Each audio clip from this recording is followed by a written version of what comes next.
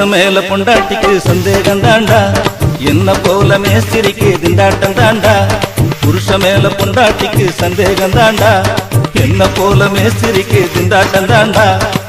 கட்டட வேலைக்கு காலையில அனுப்புவா, லேட்டா வந்துட்டா புருஷனத்தான் மிரட்டுவா.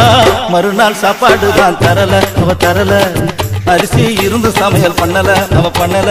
புருஷன் மேல பொண்டாட்டிக்கு சந்தேகம் தாண்டா, என்ன போல மேஸ்திரிக்கு திண்டாட்டம் தாண்டா.